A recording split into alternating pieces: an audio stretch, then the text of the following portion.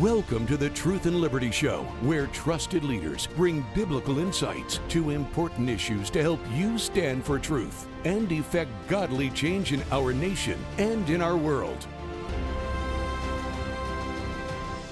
Hello, everybody, and welcome to the Truth and Liberty Show. So glad that you could join us today. We have a really special treat in store for you, as Bill Federer is going to be our guest today. And we're going to get to this amazing interview that I have with Bill here in just a few minutes. But, I wanted to share something with you today. Most people today, I think at least most people who are aware and civically engaged would agree that we are in a war. Many people call it a cultural war, which it is, but the truth is that it's more than that. It's actually at its root a spiritual war. Ephesians chapter 6 says that we wrestle not against flesh and blood, but against principalities and powers and rulers of the darkness and spiritual wickedness in heavenly places. And then if you go over to 2 Corinthians chapter 10, it tells us there that we have weapons that we war with, but our weapons are not carnal. That means they're not natural, but they're mighty through God to the pulling down of strongholds. That means thoughts and imaginations. In any war, there are some battles that you win and some that you lose. In the American Civil War, for example, the Union lost many of the battles in the early years of the war until the victory at Gettysburg, and some say the victory at Vicksburg. In World War II, the United States was in full retreat in the Pacific against Japan until Midway. And then if you look in Europe, the Allies were being dominated by the Nazis until the British won a victory in Egypt at a place called El Alamein. And historians look back at these and call them turning points. That word ought to ring a bell for you, because Charlie Kirk founded an organization called Turning Point. And people all over America, when Charlie was assassinated, recognized that there was probably a divine irony taking place, that his death, by God's grace and power, not that God killed him, but God promises to turn all things together for our good, was turning it into, if you will, a turning point. It took several years after these victories in these wars I've referenced, Vicksburg, El Alamein, Midway, of hard fighting and lots of death and lots of destruction before the victory was ultimately won. And in this fight that we're in today, as we are fighting to reclaim our nation to its God-given heritage and destiny and to make disciples, we need to look at this as a long-term war. It's not a war with bullets, at least on our side, praise God. It's a spiritual war, but we need to look at it as a long-term one. It's not going to be won in a single election or even 2 or 3 or 4 elections. But right now, today, there are many victories and many losses, but I believe we have the upper hand. I believe that we have passed a turning point. Whether it was the elections in 2024 and the miraculous result there with Donald Trump's victory winning all 7 swing states, or the tragic, ungodly assassination of Charlie Kirk and the aftermath of that, we have reasons to be hopeful today. Number one, God is on our side. He is on the side of those who are on His side. And as long as we put God, His agenda, His values, His truth first, and we're fighting for those things, then God's going to be on our side. Romans 8:31, if God be for us, who can be against us? The Bible says God always causes us to triumph.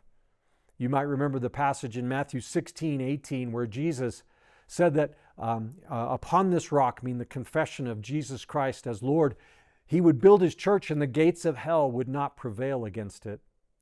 And as we read before, the Bible says our weapons are mighty to the pulling down of strongholds. But second, I want to point out to you that in my opinion, I believe the peak of leftist power in this nation is already in the past.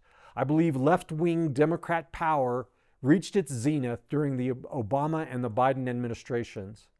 And Obama had, during those years, he had the presidency in both houses of Congress for 2 years. He built the administrative or deep state and subverted the military. And then Donald Trump won in 2016. In his administration, he tried to drain the swamp, but he had limited success. But then in Biden's administration, we saw all that power resurface with lawfare and COVID regulations and restrictions and all kinds of corruption and other problems, the excessive spending and so forth. But I believe that something has happened and that we have reached a turning point. Americans are not buying leftist lies like they used to. The house of cards is beginning to crumble. We've seen the lies of the COVID regime. Masks, social distancing. Oh, the vaccine is, good and helpful and it'll help you and all these lies. We've seen the insanity of the leftist transgender ideology that a man can be a woman and a woman can be a man, and men ought to be able to compete against women in women's sports, and you ought to be able to, do mutilating surgery on minors, and we're rejecting it. We've seen the lie that immigration system is broken. It was never broken. It was just corrupt politicians not wanting to enforce it. We've seen the leftist corruption in the deep state, how they lied to us about Biden's mental decline, the Hunter Biden laptop, the Russia collusion hoax, lawfare against Donald Trump. Now, even climate change, the climate change myth is beginning to crumble. As Bill Gates came out the other day and admitted, it's really not a threat to humanity. We've seen the disastrous effects of leftist policies like defund the police, appeasing Islamic terrorism, socialist spending sprees like the crazy act the Democrats passed under Biden called the Inflation Reduction Act that really spent $1.6 trillion. Americans are seeing the violent heart of leftism, and they don't like it. And just recently, Chuck Schumer's shutdown trick and fiasco was a total failure. In the past, it was a tried and true Democrat tactic to threaten government shutdown and blame the Republicans. But it didn't work this time, and we have to ask the question of why. But this war is not over. It's far from over, actually. The truth is, right now, we need to take a deep breath, renew our faith in God and fight for this nation. We need to rededicate ourselves to taking America back because there's a lot of work to do. An avowed Muslim and socialist, wins the mayorship of the financial center of the world. A man wins Attorney General in Virginia who wished out loud in text messages that the Speaker of the House of Virginia had 2 bullets in his head and that his children died in their mother's arms. How does this happen in a country that used to serve God? We have 2 cities in America, at least, that are virtually controlled by Muslims, Minneapolis and Dearborn, Michigan. We have abortion by demand, by mail.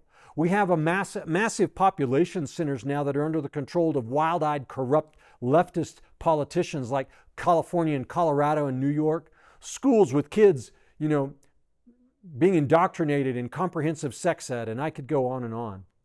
But here to talk with me today about these issues and more is my good friend and Truth and Liberty board member, Bill Federer. Bill is an extraordinary historian. He's the founder of the American Minute. If you're not receiving his American Minute every day in your email box, you need to go to his website and sign up today. He's the author of dozens of books. He's spoken at thousands of churches and schools and political events across America. He's a 2-time candidate for Congress, serves on the board for Regent University, and of course his greatest claim to fame of all is being a board member for Truth and Liberty and instructor at Charis Bible College. So I'm super excited to have Bill joining us today. We're going to take a brief break and we'll be right back with Bill Federer. Are you passionate about standing for truth in the culture but don't know how to get started? Well, Truth and Liberty, our mission is to educate, unify, and mobilize the body of Christ to stand for truth in the public square. And as part of our mission, we provide you with an amazing array of resources on our website. And our website has just been revamped, remodeled, and retooled to be user-friendly. And I'm so excited about it because I believe that there's nothing like it out there anywhere. I want to encourage you today to go to truthandliberty.net and check out the Resources Center and the Get Equipped Center. On our Resources Center, you will find hundreds of links, hundreds of videos, articles, blogs, even America's original founding documents can be found on Truth and Liberty's Resources Center. It's searchable by topic, preset topic, or you can put in a custom search to find exactly what you need and what you're interested in. In the Get Equipped section, we link you to tools created by our strategic partners, including Pray, Vote, and Engage tools. We culture impact teams, civic action teams, biblical citizenship in modern America, biblical worldview training, and more. So go today to truthandliberty.net and find what you need to get equipped to stand for truth in the public square. All right, folks, we're back here on Truth and Liberty. Hey, before we get to Bill Federer, I wanted to let you know about our free product offer today. It's this booklet right here called Who Made You God? I love that title. This is by Andrew Womack. And this book talks about the benefits that happen in our life when we make Jesus Lord of our life. Did you know when Jesus is in charge, you don't have to worry? You don't have to worry about your future. He's got it under control. Why don't you get a free copy of this today by going to our website at truthandlibertygtn.com, sharing your email with us, and we'll be sure to send this to you at no charge. All right, well, as promised, one of the greatest living Americans, Bill Federer, is with me today. I'm so thankful to have you, Bill, with me. Thanks for joining us here at Truth and Liberty. Richard, it's great to be with you. Yeah, I know that flattery. You don't like that too much, but I don't agree, but you're kind. We love you so much, brother. Well, thanks for coming on the show. Yeah. Well, I'm thrilled. You're doing a tremendous work. Well, man, there is so much to talk about today. One of the things I want to just kick off with is what just happened in the November elections in 2025 with a Muslim socialist, radical, being elected mayor of New York. Yeah, well, we just have the rest of the world to look at and see the progression. For those not familiar, I wrote a book called What Every American Needs to Know About the Quran, and I go back to the beginning of Muhammad and how he was born in 570 AD. Right, his mother dies when he's 6 years old. Grandfather guardian. He's taken in by an uncle and who goes to different cities, hears about different religions, and hears about Zoroastrian religion, where their paradise is filled full of virgins, and even Encyclopedia Britannica says the gospel was made known to Muhammad through apocryphal and heretical sources. He thought the Trinity was the Father, Mary, and Jesus. Anyway, he comes into Mecca, and he in 610 AD, and he is very excited about his faith, and he feels there's something in it for everybody, for the Zoroastrians, the pagans, and so forth. And he only makes 70 converts in 12 years. And he gets confrontational. And they decide to chase him out. He tries going to a city, Al-Taif. They don't want him. They pelt him with rocks and stones. So 622 AD, he goes to Medina, a Jewish city called Yathrib. And 3 Jewish clans control it. And Muhammad comes in as a Muslim refugee. He's the first Muslim immigrant ever. He comes in, Jews are nice, they're tolerant, they let him in. He goes into the minority neighborhoods and begins to organize a following. And when the following gets big enough, he gets involved in politics. And he pressures the Jewish leaders to accommodate him and his followers politically. So now Muhammad is a religious leader and a political leader. When his followers in Mecca get confrontational, they get chased out of town. Now there are lots of Muslim immigrants. And they come into Medina, and Muhammad allows them to rob the caravans headed back to Mecca. Right, it's this victimhood that they were intolerant of you, a little different than Christianity, where Jesus said, if they take your coat, give them your shirt. Muhammad's was, if they take your house, you rob their caravan. He gets verses from his Allah. Some of them are, Allah has given you the slave girls as your booty. He gets a fifth of the booty from robbing caravans. But the Jews in Medina, Muhammad picks on one of the tribes, and the other 2 sort of stand back because they never liked this one. They're always competition. And Muhammad chases them out of town. Now there's 2 Jewish tribes. He gets offended at the smaller of the 2. The big one stands back, says, well, at least he's not picking on me. And Muhammad confiscates their property, chases them out of town. Now there's 1 Jewish tribe. Muhammad surrounds them in their neighborhood for 28 days. When they surrender, he brings them into the market and chops off the heads of the men, sells women and children into slavery. Within 5 years of Muhammad coming into the Jewish city of Medina as an immigrant, there's not a Jew left in Medina. Wow. It's a 3-step process. Come in as an immigrant, build a support base and get involved politically, and then you have random outbreaks of violence, and the previous inhabitants of the neighborhood no longer feel safe and move out.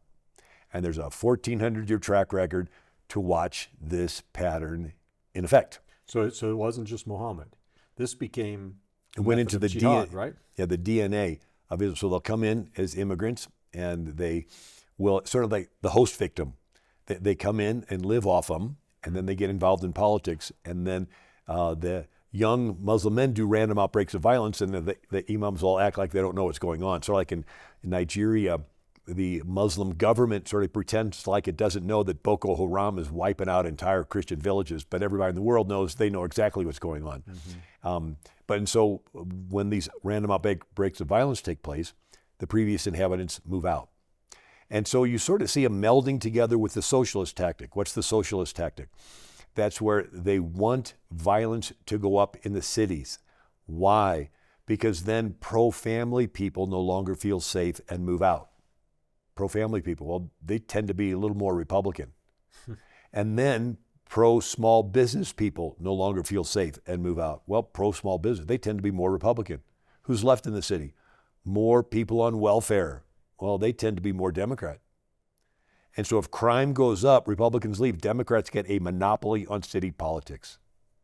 And when they can do this in a big city in election years, forget all the rural areas. The city will always wait last, and they'll always tip it over. And if they want to they could do voter fraud, and there's fewer people that are Republican to watch. And anyway, if they win the big city, they end up winning the entire state. They win the state, they get all the electoral votes for the state, and the president's elected by electoral votes. They literally have a political strategy that starts off with letting crime go up in the big cities on purpose. So, Bill, why do people think, oh, it's intolerant of you to not be willing to allow a Muslim to hold leadership positions in our government? Yeah, so... Is it because they're not aware of this history? Yeah, well, it's important to understand there's freedom for all religions in America. But Islam is not just a religion, because Muhammad was not just a religious leader. He was a political and a military leader. And so there's a difference there. We believe in representative government from the bottom up. Fundamental Muslims believe that the Quran is divinely given, Sharia law is superior to man-made law, and they feel a compulsion to supplant that law down. And to the fundamental ones, called Islamists, they follow something called taqiyya, where it's okay to lie to an infidel in order to get into power. So it's okay to say whatever you want in speeches, but we have a track record of wherever they come in, the previous inhabitants end up being pushed out. So so shifting gears, the other thing to me that was shocking about the November results was the election of the Attorney General in Virginia. How is it that a man was able to say, he told a colleague in the State House, I think, by text message, that he would put 2 bullets in the head. Now, it was a hypothetical discussion of some bizarre variety about what would you do if the speaker was with Adolf Hitler. And he said, I'd put 2 bullets in his head. And then he also later told her that he would love to see the speaker's wife holding their dying children in her arms. How is it that a man like that could win an election and not be just run out of town on a rail in this country? Yeah, we are seeing the erosion of the Judeo-Christian values. And I heard somebody say this next year is going to be one of extremes. You're going to have extreme, out-of-the-closet evil, saying things like that, right? Saying things like, making fun of Charlie Kirk's killing. Yeah, we've already seen that, yeah. Extreme evil, Satanism on display. At the same time, you're going to see more people excited for Jesus. They have 160,000 requests for Turning Point chapters to open, and I've traveled the country and spoke to these young people, and they're like, I'm starting a Turning Point chapter, right? And so we're going to see 2 extremes, right? And I think God is pushing the world to make a choice. Yes. And but it is, we don't realize how fragile our freedoms are. A month ago, I spoke at a conference, and one of the people I met was Father Calvin Robinson, Anglican priest, London. You may have seen him do debates at Oxford. He's a big, tall, black gentleman, brilliant, and he is now pastoring in Grand Rapids, Michigan. And he says, I cannot go back to England. I'm like, why? He goes, censorship laws. I go, what? He goes, 16,000 people are in prison today in England, some for as little as liking a post or retweeting a post. He says they're letting murderers and rapists out of jail so they can put in people in jail who have liked a post in England today.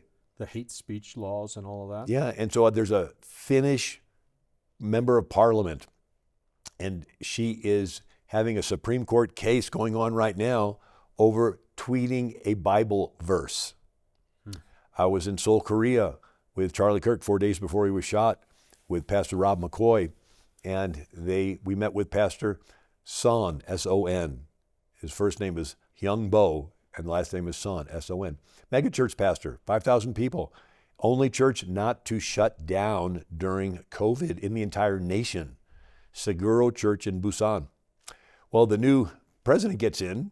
They were using Huawei computers for the election. Huawei is a communist Chinese company, so there's questions as to, anyway. But this new president is pushing the trans bill. And Pastor Son gets 1 million South Koreans to fill the streets of Seoul, say, we don't want the trans bill. This current president has his house raided, computers, cell phones seized, so they can see all of his friends, so they can follow and put them in jail. And they filed 22 lawfare charges against him. And we're meeting with Charlie Kirk and Rob McCoy and Mina Kim, who's organizing, and he says they want to put me in jail. And Charlie says, if they put you in jail, I personally am going to call President Trump. Pulls out his phone, starts texting Marco Rubio. 2 days after we left, they put that pastor in prison. He's in prison right now. And his staff said, we're going to focus on this. We got one last event in Utah, then we're going to make this our big event on the political weaponization of South Korea against Christians. Obviously, Charlie didn't make it past that Utah event. But this is what's going on in the world right now today. Mm-hmm. And the anti-Christian sentiment is there, and they're just itching to put this in place. But indeed, they were doing it under Biden, going after 80-year-old grandmas because they went on a bus trip to D.C. on January 6th, and they're going to, and so we were this close to it being enacted. It was a miracle that Trump won the election, but they're not sitting back. If they can win the midterms and Hakeem Jeffries can be speaker, they will immediately start impeachment trials, and it'll kneecap Trump's agenda. So everything that is happening government-wise, it's not perfect. There are still things that I think can be improved upon. But when you look at where we potentially could be, this is, I think, the last best hope, not just for America, but for the world. Yeah. Let's think of it. If Trump's agenda can be stopped, and God forbid, a Republican not win the next election, if America is not going to stand against globalism in this agenda, you're going to have what? You're going to have Chinese dictators, North Korean dictators, Iranian Ayatollah dictators, Russian dictators, even Ukrainian dictators. Though it's going to be a gang war on a global scale, and human rights are going to get crushed. Mm-hmm. And so we need to push back against that agenda, and Trump is the tip of the spear pushing back. He wants to dismantle all these big departments, but he's getting all the pushback with these liberal judges saying, you can't fire this, you can't fire that. But we need to realize this is serious. Now God can move. He has moved. He will move. He always, I met Charlie Kirk in 2014. I was speaking in Robinson, Illinois at a civic center, several hundred people, and they had a 19-year-old warm-up speaker for me, and it was Charlie Kirk. Mm-hmm. And I remember he was so good I couldn't concentrate on my notes. And in South Korea, I was the warm-up speaker for him. Wow. And but to think that just within, 11 years, he changed the entire dynamic of the world. I mean, what other 31-year-old do you know that could die and have a football stadium of 75,000 people, 25,000 in overflow, 200 million streaming, and the entire leadership of the United States, the most powerful nation there? Not just there, but preaching the gospel. Preaching the gospel. With Hegseth, Rubio, Vance, they're all talking about Jesus. Tulsi Gabbard quoting scriptures. This is something that when I was standing there, I said, no man could have organized this in a week, in a week to put all this together. Mm-hmm. So I think God is allowing the choices to be clear. Mm-hmm. There's going to be the evil, and believe me, they're showing themselves quite capable of being evil. And there's this call for people. One other thing I see is that the tactic of the socialists during the Cold War, what's called critical theory. You observe a country, see all the groups, pit them against each other, and in the confusion seize power. And so they've been doing this tactic quite a bit. And I saw a tweet, and it said George Soros is pumping a lot of money into the anti-Israel messaging with algorithms to find so anything they want to split the MAGA movement over Israel. They want to take this, and who would have thought you'd have conservatives siding with Islamists against Israel?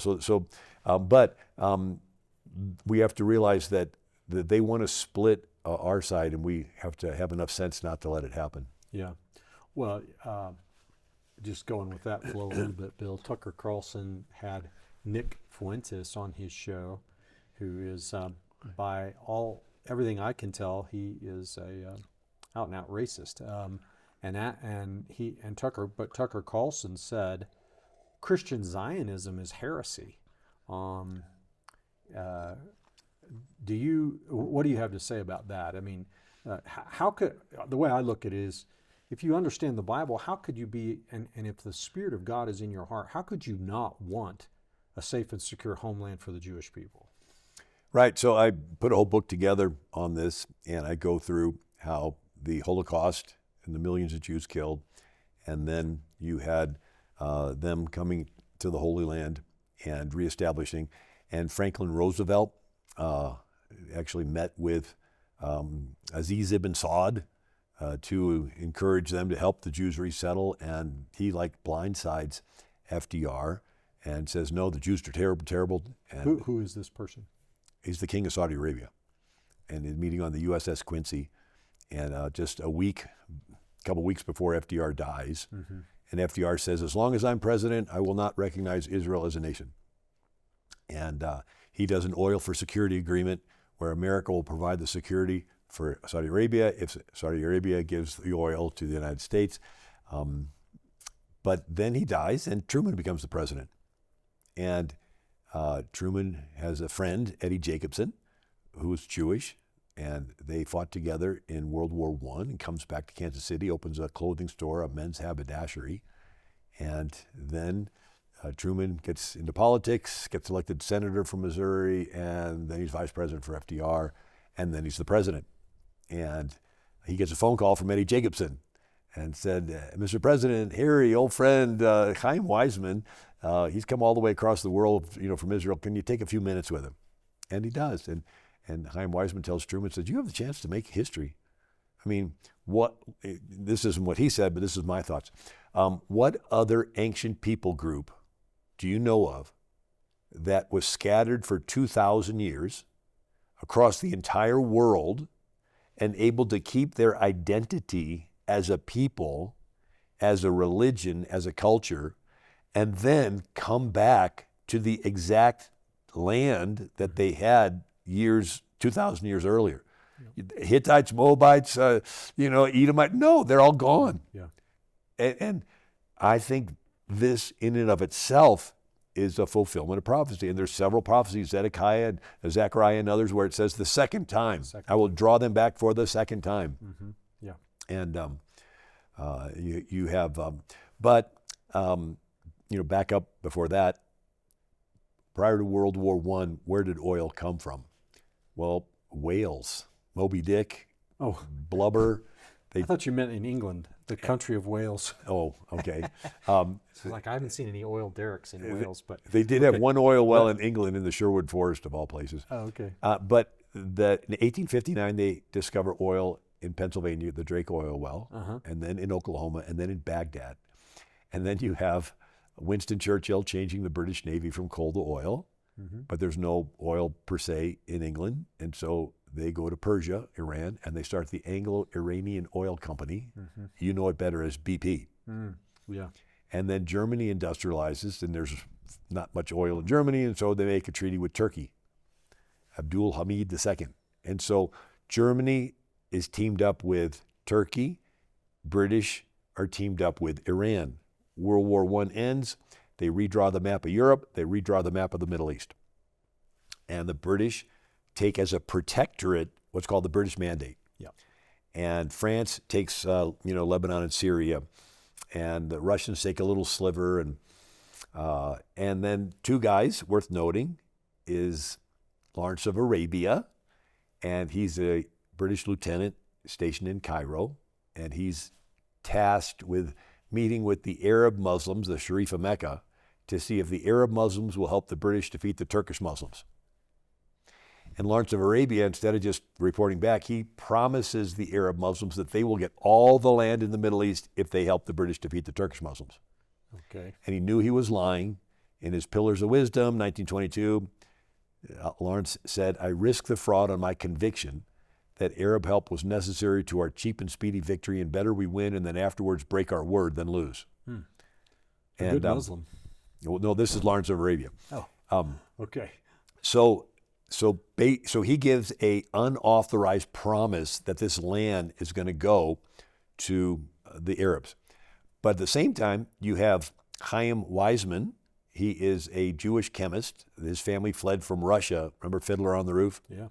And he's in England, and they run short of explosives during World War I. They need a chemical called acetone. It's a solvent. And Chaim Weizmann comes up with a bacterial fermentation process to make acetone in breweries. Took him over. And it works, and they have plenty of explosives. After the war, they want to thank him and then make him a sir and a knight him. And he goes, "No, I'd really like a homeland for the Jewish people." And so you have Arthur Balfour, the British foreign minister, does the Balfour Declaration. After World War I.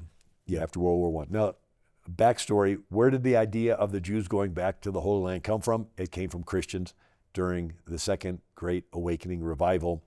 You had preachers called millennialists. These were people that finally discovered in the Bible that Jesus is going to come back and rule and reign for 1,000 years. They didn't know when. There was actually a movement that thought Jesus was going to come back in 1844, the Millerites. And the country was all stirred up, and when he didn't come back, they had what's called the Great Falling Away, because people, Anyway, this movement, you had Christians going to the Jewish synagogues in England saying, "Hey, these prophecies that are like end times that say the Jews are going to be in Jerusalem and all the armies of the world are going to surround them and everything. Right now, the Ottoman Empire controls Jerusalem, and we can't see why all the nations of the world would come against the Ottoman Empire controlling Jerusalem." It's like and so it was Christians that planted the seed for the Jews to go back in the first place. Yeah.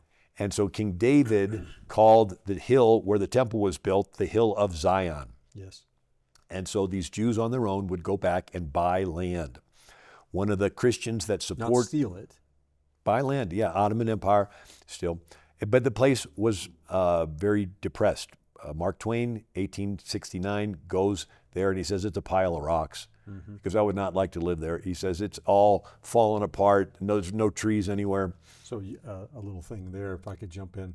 I don't know this myself. I haven't seen it, but my son Drew told me that he was reading that one of the Muslim sultans, there was a tax. He decided to tax all the trees. Yeah.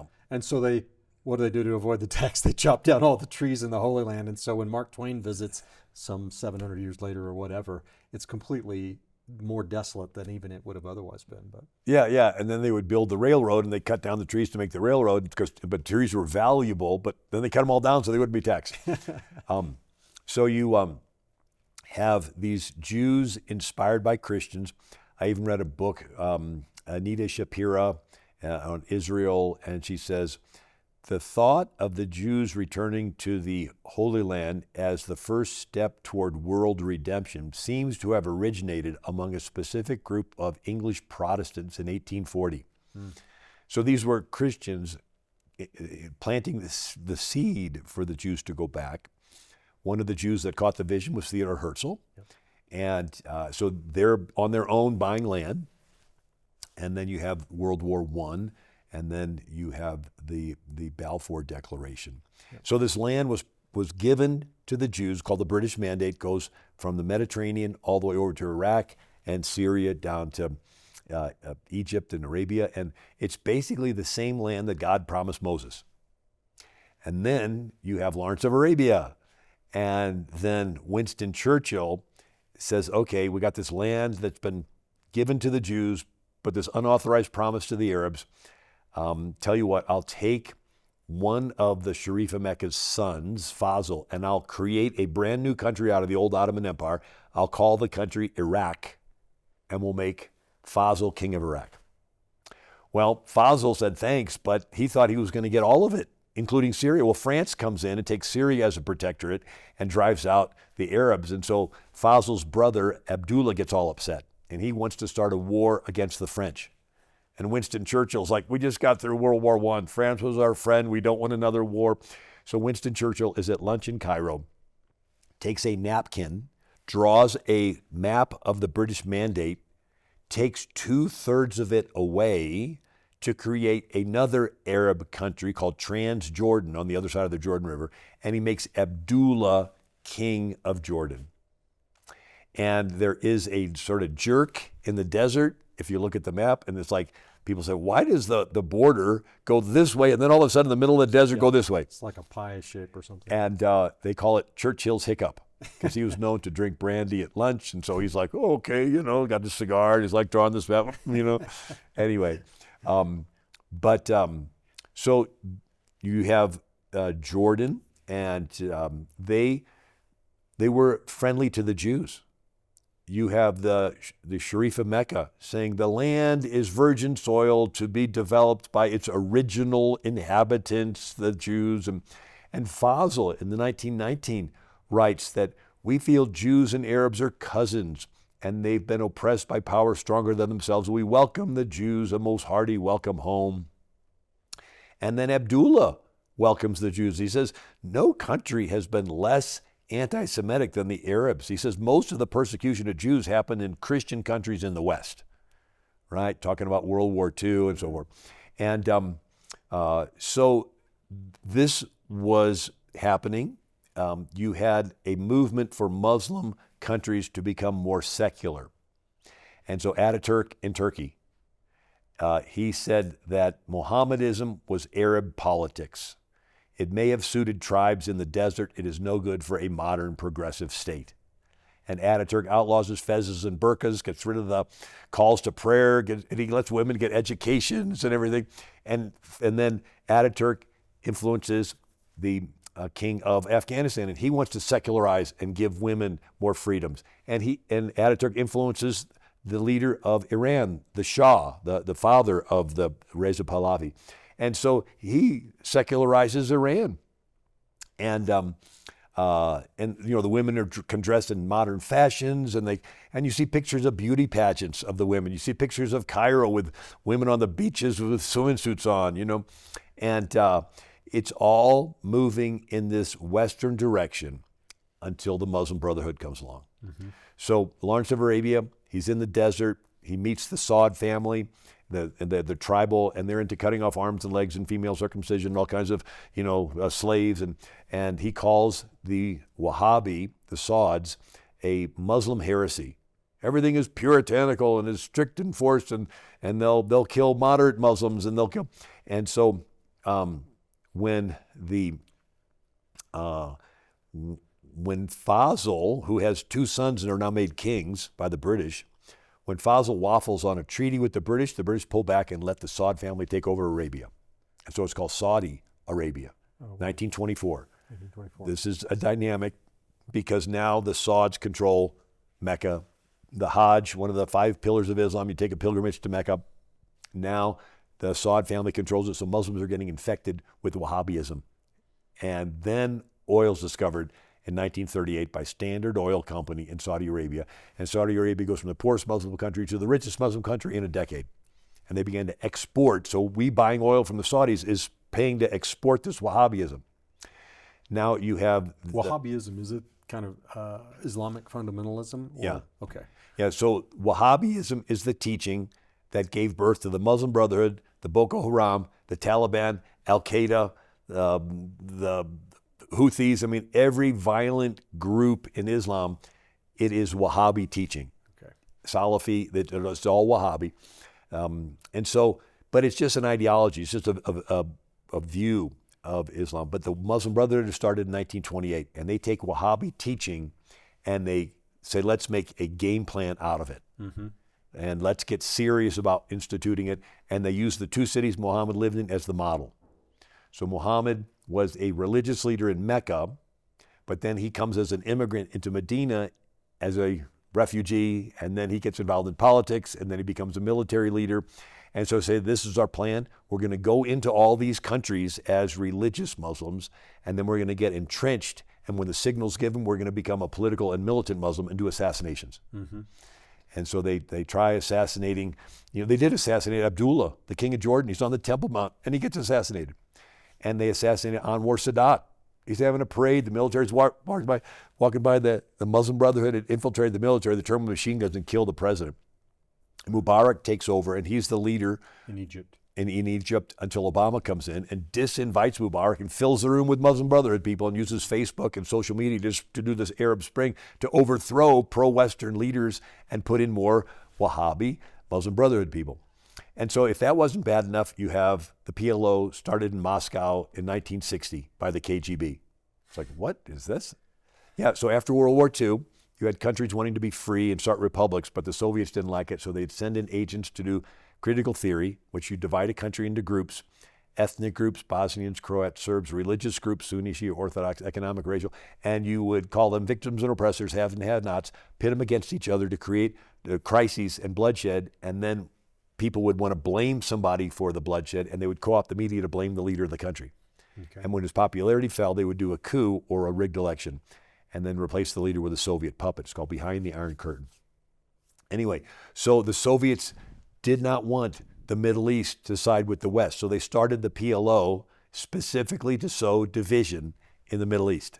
The PLO, it's been so long now, some people may not know what the PLO was. The Palestinian Liberation Organization, headed by Yasser Arafat in the 70s, was the primary target, if you will, of media attention for terrorism and stuff like that for many years, and all the Israeli politics and whatnot. But today, we have American college students all over this country, young people all over this country, who are chanting things like, "From the river to the sea, Palestine shall be free," sympathizing with Muslims, even sympathizing with Hamas. We have, inside the conservative movement now, we have just unbelievable anti-Semitism with, Candace Owens and Nick Fuentes and some others. What's going on here, Bill? Or how did this anti-Semitism become a part? How did it rise like this in our country? Yeah, there's a quote from Golda Meir. She is born over there, but then raised in Milwaukee, and she becomes Prime Minister of Israel, and she's with Richard Nixon. And she says there was no Palestinian nation. There was no Palestinian people. He says, when was there a separate Palestinian nation with a Palestinian language? He goes, there wasn't. He goes, it was the Ottoman Empire for 700 years. Mm-hmm. And then it became, part of Syria and Transjordan and what all this. She goes, there was none. It wasn't like we came in and drove out a Palestinian people. There was none, right? It was the Ottoman Empire that controlled it.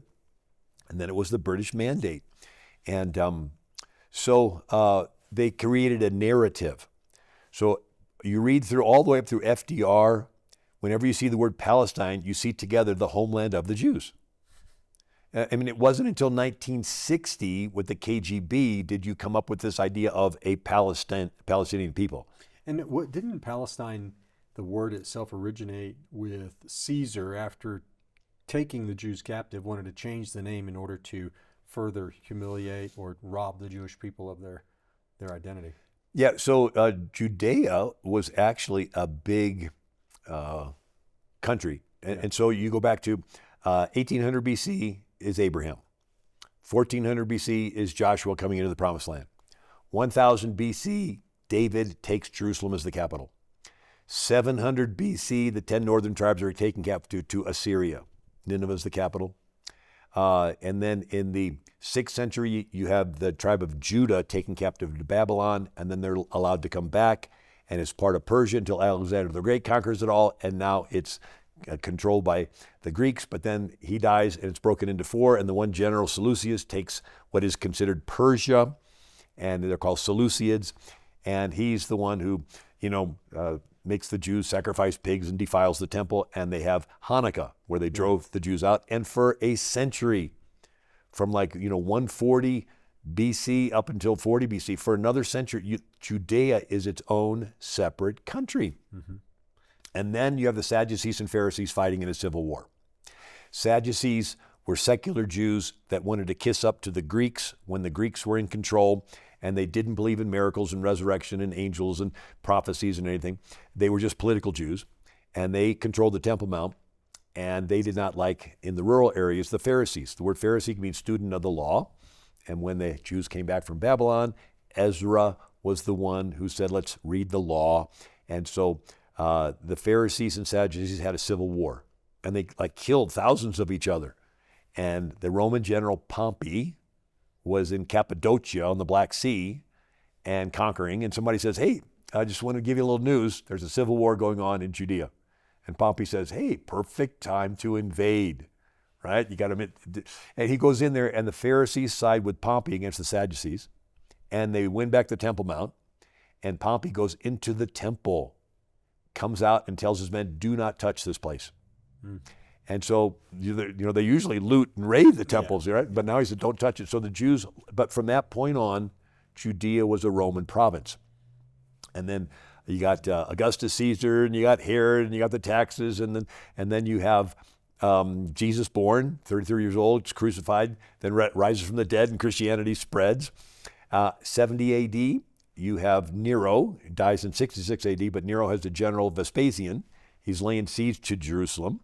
And Nero dies, so Vespasian goes back to be the emperor. His son Titus goes and lays siege to Jerusalem. There's a 4-year gap, and instead of the Jews making up and getting their defenses going, they divide Jerusalem into 4 and fight each other inside of Jerusalem. And then finally Titus has a Roman army around there. They make up with each other, but it's too late.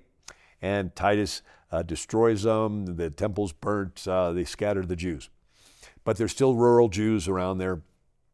And then you have 135 AD, Emperor Hadrian. And Hadrian has to deal with the Bar Kokhba revolt.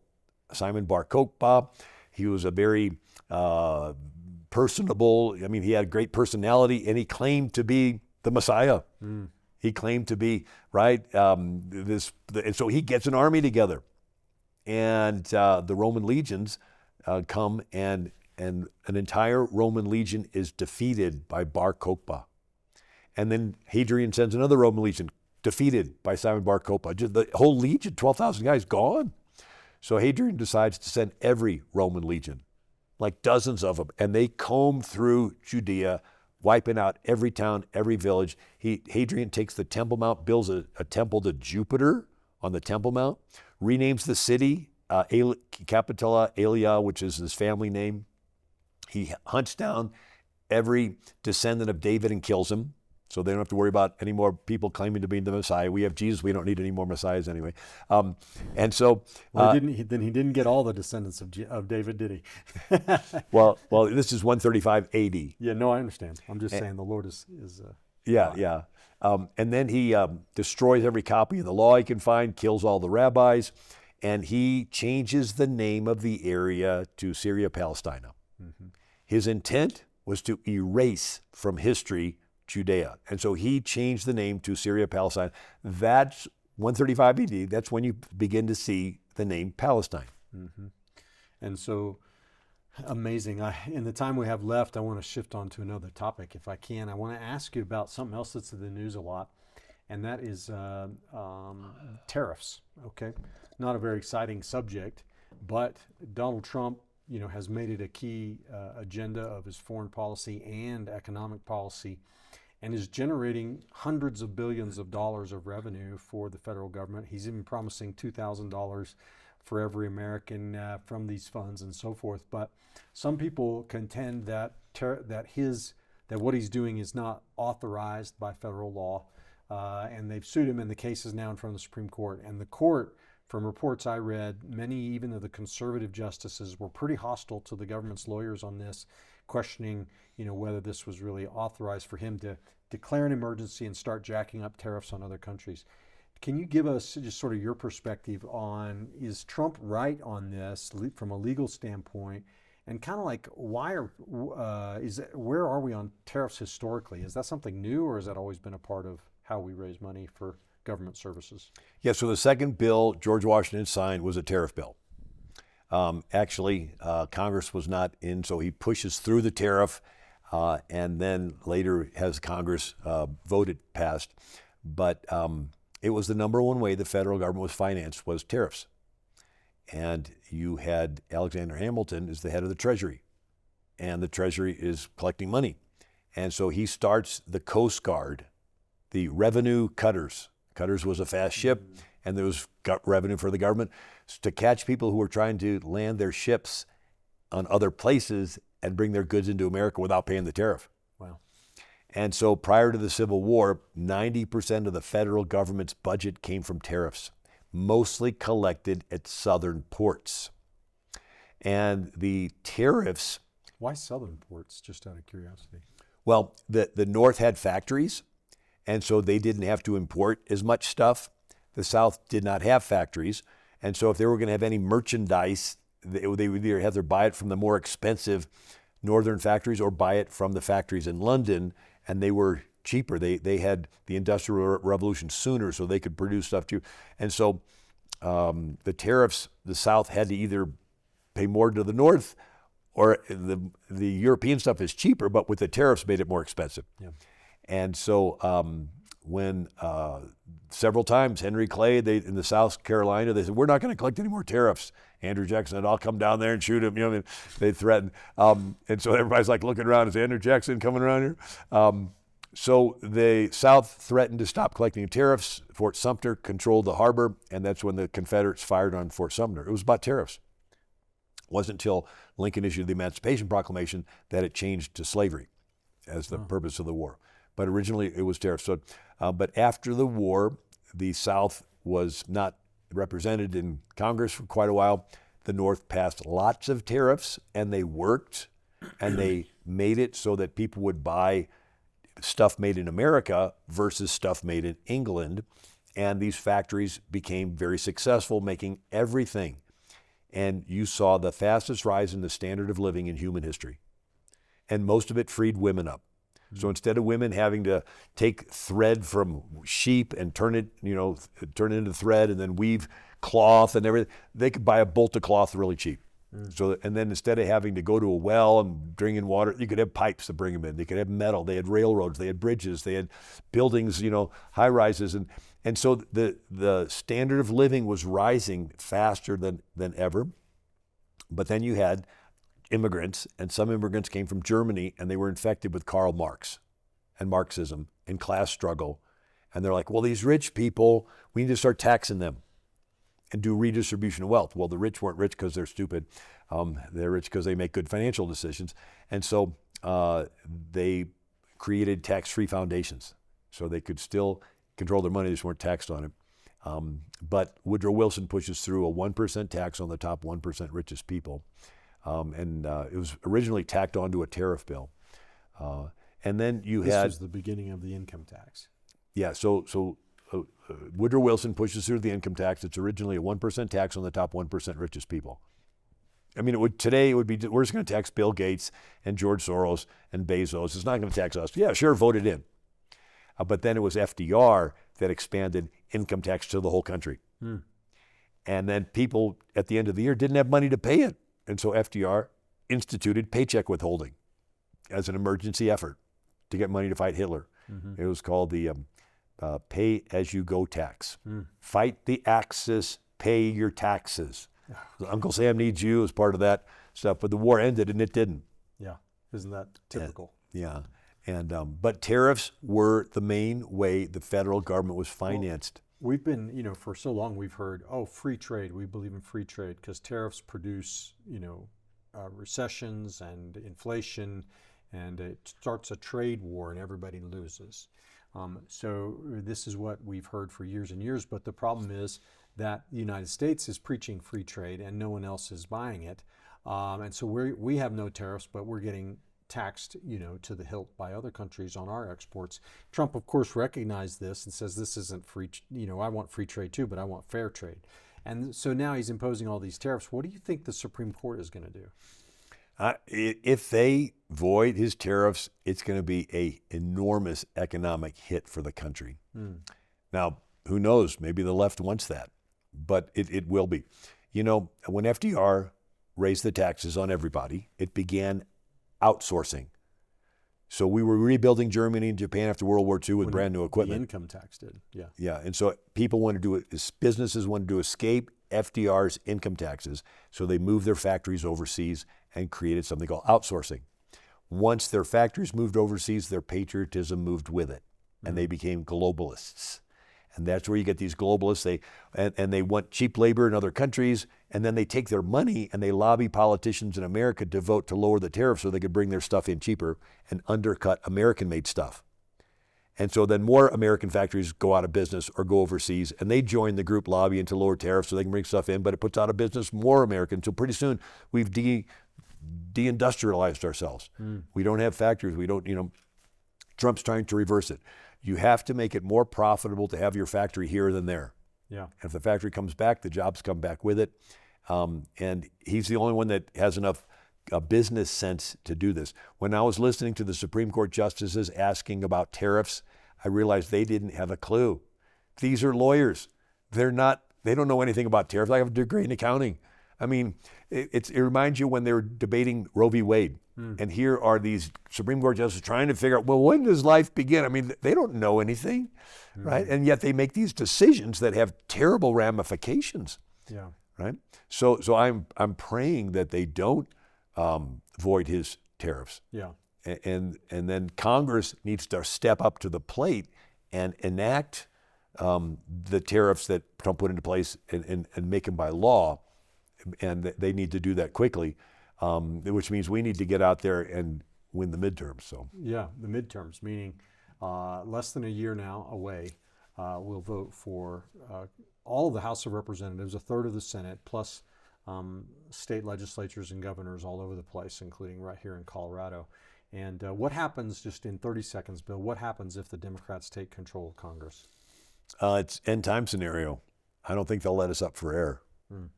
I think that they're going to concentrate power, target Christians, push the globalism, and with all the AI and all the technology and all the psyops where they can basically manipulate your perception of what's going on, it will be really tough for us to reclaim it. They have no problem with voter fraud. I mean, and I also saw pictures of, like in Detroit, Muslim families sitting around tables forging ballots. They don't have an idea of one individual, one vote. It's my team against your team. Yeah. And if you can forge ballots and win, go for it, Yeah. So once we de-Christianize our country, there's no restraint to voter fraud. Well, in Muslim thought process and woke leftist Marxist thought process, the end justifies the means. It's all for the cause, so it doesn't matter. Well, Bill, thanks for coming on today. It's been really educational. God always waits till things look hopeless, and then he raises up little nobodies with faith and courage to turn things around. And whether it's a Gideon, a David, a Moses, and in Gideon's case, God made it look even worse, right? And so don't be discouraged. God can do great things with small people in an instant. Amen. Guys, don't forget our free product giveaway here on Truth and Liberty. Just go to truthandlibertygtn.com. Share your email and get a copy of Who Made You God? Wonderful little booklet. And also go to AmericanMinute.com and sign up for Bill's email. I promise you won't regret that. It's a real treasure. Bill Federer, thank you for joining us today. Thank you. We'll see all of you next time on Truth and Liberty.